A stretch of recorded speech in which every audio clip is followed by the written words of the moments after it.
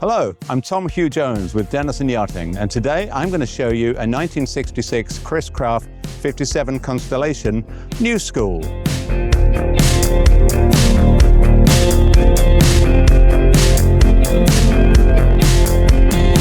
If you're familiar with the early Chris Crafts, you'll know they were built out of wood, which after 50 years tends to get worn and waterlogged. So the owner of New School decided to carry out a complete refit. Starting from the bottom up, the keel was rebuilt with solid white oak, laminated with epoxy, and then wrapped in 4 layers of fiberglass. The hull had 35 ribs sisted, and then all the planking below the waterline was replaced with Lloyd's approved mahogany ply, which was epoxied, faired, and painted. Above the waterline, all the planking up to the tow rails was stripped, refinished, and then coated with 2 layers of fine fiberglass mat. Then everything was faired, sanded, and finally painted in all grip Matterhorn white. The result is not only beautiful, it's also watertight. New School is now a dry boat. This teak swim platform was custom made, as was this new stainless steel boarding ladder, which is so much easier than climbing up the side. This entire aft section used to be open. Now this stainless steel frame has been constructed that allows it to be enclosed with custom-made sliding doors and electric windows. And yes, I did say electric windows. With the doors and windows closed, you're protected from the elements in an entirely new dining area. There's room for 6 to 8 people to sit around this table, which is inlaid with Australian purple heartwood in a design inspired by Matisse. Moving forward into the pilot house, on the starboard side there is a ladder to the bridge made of polished stainless steel and mahogany, and then this custom-built bar of mahogany and Australian lacewood. On the port side, this new lacewood table and seating was added next to the helm to keep the captain company. Then on long voyages, this armrest lowers to create a pilot berth.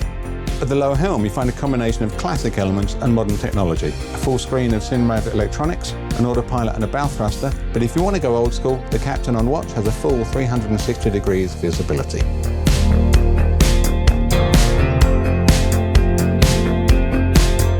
The interior was also completely refit with a focus on making it more luxurious, comfortable and quiet while still retaining the vintage charm. Before decorating, each cabin area was completely stripped back to bare wood and then epoxy sealed or repainted. The ceilings were reinforced to reduce bounce, and then the bulkheads were strengthened with extra beams and then treated with rubber sheeting to reduce noise. Combined with changes made in the engine room, noise level in the salon has been lowered from 95 to 80 dB at cruising speed. For comparison, a typical car is about 75 dB on a freeway. That's a big reduction. As well as being quieter, the salon is also lighter because the forward windows were restored. Additionally, all these side windows have been removed, restored and rebedded so that nothing leaks. For comfort, there's a rather fine stainless steel sofa and these 2 armchairs along with a period-appropriate coffee table. Then for entertainment, there's a 50-inch TV hidden in the headliner, a 6-speaker audio system and a Starlink antenna to provide internet connection anywhere on the globe. The galley used to be completely covered with a ceiling which limited headroom and made it rather a dark cave. Now that ceiling has been removed, it's much more open. Now you have a culinary helm with a full-size refrigerator, a cooktop and oven that both run on propane, and a marble countertop with a mosaic backsplash. One very cool feature is this appliance garage that can be lowered to create more counter space. Opposite the galley is the dinette with another beautifully inlaid mahogany table with bottle storage below. The table can lift up and these seats can slide inwards to create a berth if needed. The layout here is pretty much original. Twin bunks and plenty of storage is perfect for a couple of kids or a cabin for crew.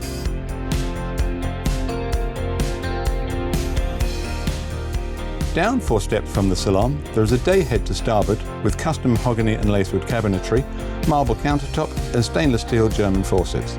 A separate shower here replaced what used to be a couple of single bunks in the original design. Opposite to port is the VIP stateroom. A queen berth is surrounded by vintage blue velvet and an entire mahogany of storage. By the way, each cabin throughout the boat has 3 levels of lighting: low, medium and high. Finally, we come to the master stateroom. Once again, there is a queen berth, but this time with access on both sides. And once again, it is surrounded by wonderfully crafted mahogany cabinetry with sunburst marquetry and this deep navy shagreen hide. En suite with the master stateroom is a master bathroom with a lavatory to starboard, a marble countertop and sink on centre line, and a shower to port. Frankly, it's so posh, I hesitate to call it a head. These are the original Detroit Diesel 8V71N engines. They were rebuilt about 1,400 hours ago and run beautifully. They provide around 300 horsepower each and will push the boat to a top speed in the mid-teens. The engine room surrounding them was upgraded with sound insulation and custom-made fiberglass ports to the engine room vents. This stops the hot air going into the salon above and also substantially reduces the volume up there. The boat was originally built without a flying bridge. Then in 1994, a previous owner added one at South Coast Shipyard in Newport Beach. The current owner remodeled the flybridge by moving the helm over to starboard and then adding longer passenger seating on the port side. The helm mimics the one below with new Simrad electronics, an autopilot and a bow thruster. This new stainless steel mast was added to raise the transmitters for the electronics and provide support for this bimini top, which has solar panels that generate 800 watts of electricity.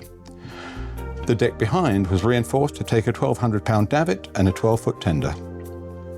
After 50 years of use, the entire deck was in need of replacement, and that's exactly what was done. The old deck was completely removed down to the supporting ribs. 2 layers of mahogany plywood were installed and then glassed over to make a watertight structure. Finally, new 5/8-inch Burmese teak planks were laid with no holes or fasteners anywhere to be found. Then an upgraded stainless manship circular hatch was installed to restore the period-correct look of the original. This should be good for at least another 50 years. And that is really also true of the whole boat. 60 years after coming out of the Chris Craft yard, this boat is now better than originally built. New school is now a new Constellation, and all she needs is a new North Star. I hope that will be you.